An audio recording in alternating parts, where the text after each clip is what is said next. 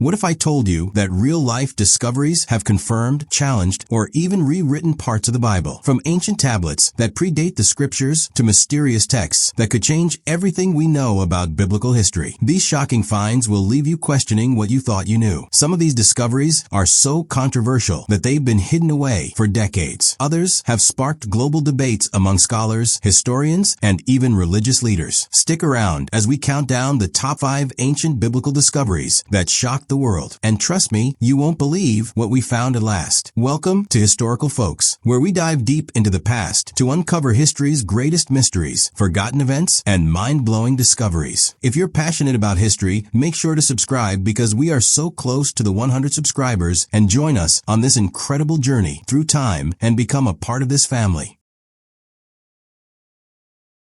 Imagine discovering an artifact so small yet so powerful that it challenges what we know about the Hebrew language and biblical history. This is exactly what happened with the Mount Ebal Curse Tablet, a tiny lead tablet that might contain the oldest known Hebrew inscription. But what makes it extraordinary, and why does it spark controversy among scholars? In the 1980s, archaeologist Adam Zertel excavated Mount Ebal, believed to be the site of Joshua's altar. Among the findings, a small folded lead tablet was unearthed in 2019 by Scott Stripling's team using advanced sifting techniques. Too fragile to open, researchers used imaging technology to reveal an ancient Proto-Hebrew inscription dating back to around 1200 to 1400 BCE. The text contained a chilling curse. Cursed, cursed, cursed, cursed by the God Yahweh. You will die cursed. This aligns with biblical accounts of Mount Ebal as a place of covenantal curses and could be the earliest written mention of Yahweh. The tablet's significance is immense. It suggests Hebrew writing existed centuries earlier than previously thought and supports the idea that the Israelites were literate during the time of Joshua. However, scholars debate its dating, language, and translation, with some arguing it may belong to a later period or be misinterpreted. Without clear stratigraphic evidence, skepticism remains. If authentic, this artifact could reshape our understanding of biblical history and Hebrew literacy. Yet, as with any major discovery, more research is needed. Whether the Mount Ebal Curse Tablet is a revolutionary find or a misread relic, it has reignited discussions about ancient Israel's history. What do you think? Let me know in the comments.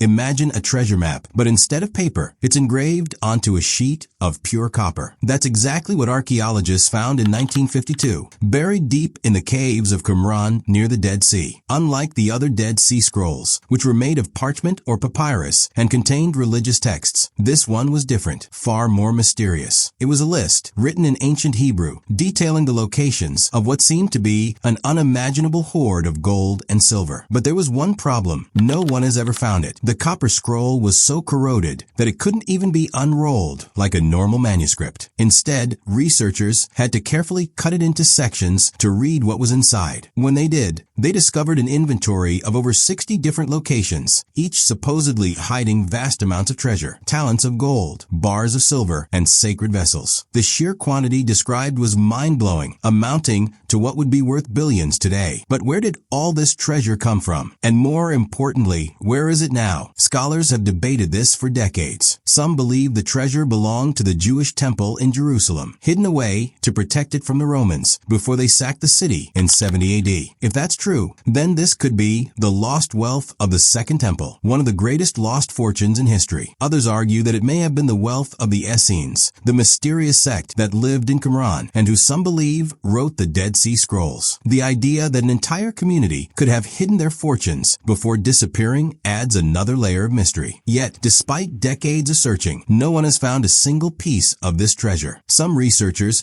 claim the descriptions in the copper scroll are too vague or coded, making it nearly impossible to track down the locations. Others think the treasure was already looted centuries ago, taken by the Romans, or hidden away so well that it may never be found. But that hasn't stopped modern treasure hunters. From trained archaeologists to amateur explorers, many have tried to crack the code and uncover the lost riches. Some have focused on areas around the Dead Sea, believing the treasure is still hidden somewhere in the desert. Others have searched Jerusalem, suspecting the Temple Mount or its surroundings might still hold clues. One of the most intriguing theories suggests that the treasure could be buried beneath the ruins of Qumran itself, still waiting to be unearthed. But excavations in the area have turned up nothing definitive. Even more controversial are claims that the Vatican or secret societies might have already uncovered parts of the treasure and kept it hidden from the public. While there's no solid evidence for this, the sheer mystery surrounding the copper scroll continues to fuel speculation. So, what do we make of this ancient enigma? Is it possible that an enormous treasure still lies buried somewhere, just waiting for the right person to decipher the clues? Or was it all just a desperate attempt to hide wealth that was ultimately lost to history? The copper scroll remains one of the most baffling and tantalizing discoveries ever made, an ancient message from the past, promising unimaginable riches that may never be found. But then again, what if we just haven't looked in the right place yet? Imagine a time when the existence of King David was just a matter of faith, a story passed down through generations, but lacking any real proof. For centuries, skeptics dismissed him as a legendary figure, like King Arthur, more myth than man. That was until 1993, when a routine excavation in northern Israel unearthed a broken, ancient stone that sent shockwaves through the world of biblical archaeology. This was the Tel Dan Stele, a fragment of a victory inscription that, for the first time in history, mentioned the House of David. Could this be the long-awaited proof that King David was real, or was it just another piece in the endless puzzle of ancient history? The Tel Dan Stele was found in the ruins of the ancient city of Dan, an important settlement in biblical times. This city, located near Israel's northern border, had seen centuries of conquest and destruction, a perfect place for buried relics of lost kingdoms. When archaeologists uncovered the stone, broken into several pieces, they realized it was an inscription in Aramaic, a language spoken in the region during the 9th century BCE. The writing boasted of a military victory by an unnamed king, believed to be Hazael of Aram Damascus, over Israel and its allies. And then came the real shock. The inscription mentioned a defeated enemy from the House of David. This was groundbreaking. Before this discovery, there was no concrete archaeological evidence that King David had ever existed outside the Bible. Many scholars argued that he was a purely literary creation, an idealized hero crafted by later writers. But now here was a non-biblical source, written by an enemy of Israel, that referenced David's dynasty. If a rival king acknowledged the House of David as a political entity, didn't that strongly suggest that David himself had been a real historical figure? Of course, not everyone was convinced. Some skeptics argued that the inscription could be interpreted differently. Was House of David really referring to David the king, or could it mean something else entirely? Others questioned whether the inscription was genuine, though the vast majority of experts agreed it was authentic. The debate only intensified as more scholars examined the stele, but the prevailing view remained. This was the first direct archaeological reference to King David. But the Tel Dan Stele isn't just important for proving David's existence. It also gives us a glimpse into the fierce battles and shifting alliances of the ancient Near East. If the stele does indeed belong to King Hazael of Aram Damascus, it means that in the 9th century BCE, the region was embroiled in constant warfare. The Arameans, the Israelites, and other neighboring powers were locked in struggles for dominance. The inscription tells us that Hazael defeated both the king of Israel and the king of Judah, possibly a descendant of David himself. This paints a picture of a world where kingdoms rose and fell, where biblical figures weren't just legends, but rulers fighting for survival. For believers, the Tel Dan Stele was a long-awaited confirmation of biblical history. For historians, it was a rare glimpse into a shadowy past, where myth and reality blur. And for skeptics, it was a fascinating puzzle, one that still leaves room for debate. But one thing is certain, this broken stone, buried for nearly 3,000 years, changed the conversation about King David forever. Whether a mighty king or a mere tribal leader, the evidence now suggests that David was more than just a story. The story of Sodom and Gomorrah is one of the most terrifying judgments in the Bible, an entire region wiped out by fire and brimstone from the heavens. But was it merely a biblical myth, or did something truly catastrophic happen? Could science provide evidence of a cosmic event that matches the biblical destruction? The clues might be more shocking than you think. For centuries, skeptics dismissed the account of Sodom and Gomorrah as legend, but recent discoveries have made many rethink that stance. The ruins of ancient cities near the Dead Sea, particularly Tall El Hammam, have revealed something incredible, evidence of sudden, extreme destruction. Archaeologists found melted pottery, scorched bricks, and a thick layer of ash. But what could have caused such devastation? The answer might lie in the sky. Scientists studying the site believe a cosmic airburst, a massive explosion caused by a meteor exploding in the atmosphere, could explain the evidence. This kind of event isn't unheard of. The Tunguska explosion in 1908 leveled over 800 square miles of forest in Siberia without leaving an impact crater. If something similar happened over Sodom and Gomorrah, it would have unleashed intense heat, shock waves, and fire, eerily similar to the biblical description. The Bible tells us that fire and sulfur rained down from the sky, obliterating everything. The destruction was so total that even today, the area remains barren. Could the brimstone mentioned in Genesis have been sulfur-rich meteor fragments? Researchers have found high levels of sulfur at the suspected sites, as well as evidence of temperatures reaching over 2,000 degrees Fahrenheit, hot enough to vaporize human bodies instantly. Eyewitness accounts from ancient civilizations suggest that fiery cosmic disasters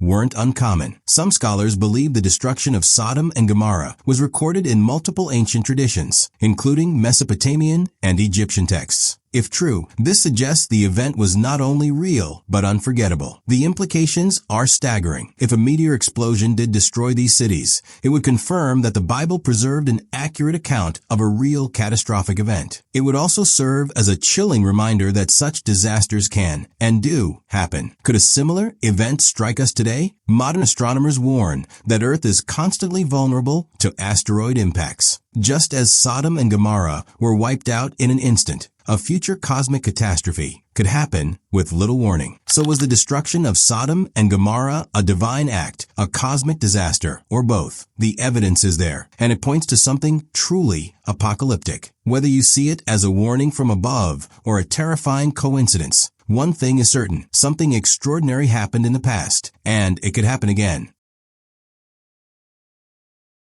Now, we have one of the most controversial discoveries in biblical history. The story of the Shapira scroll is one of mystery, controversy, and what some believe could be the greatest lost biblical text in history. Imagine a discovery that could rewrite parts of the Bible, only to be dismissed, lost, and possibly forgotten forever. But was it truly a forgery, or did scholars make a grave mistake? In 1883, a man named Moses Wilhelm Shapira, an antiquities dealer in Jerusalem, presented what he claimed were ancient biblical manuscripts, fragments of leather scrolls covered in Paleo-Hebrew script. He said they had been found in a cave near the Dead Sea, predating even the oldest known biblical texts. If true, these scrolls could have been the most significant biblical discovery of all time, potentially even an early version of the book of Deuteronomy. But instead of being celebrated, they were branded as fakes, and Shapira was ruined. The scrolls were unlike anything scholars had seen before, long strips of blackened leather, written in an archaic Hebrew style, with subtle but shocking differences from the biblical text we know today. Some words and phrases didn't match later versions of Deuteronomy, hinting at a much older tradition. If real, they could have challenged the very foundation of biblical history. Shapira tried to sell the scrolls to the British Museum for an enormous sum, £1 million.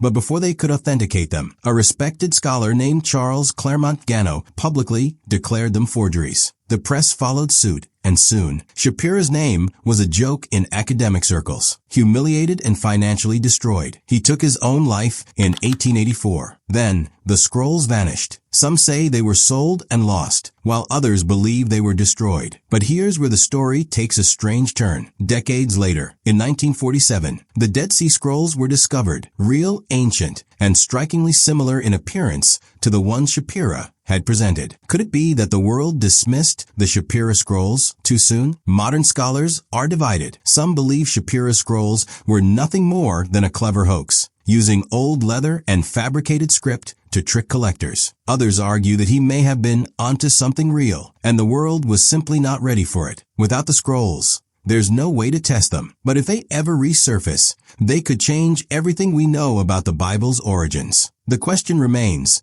was Shapira a fraud, or was he a man ahead of his time, whose greatest discovery was lost to history? The truth may still be out there, waiting to be found. These discoveries prove that biblical history is still full of surprises. Which one do you think is the most shocking? Let us know in the comments. And if you love exploring history's greatest mysteries, make sure to like, subscribe, and hit that notification bell, because we have even more mind-blowing discoveries coming your way.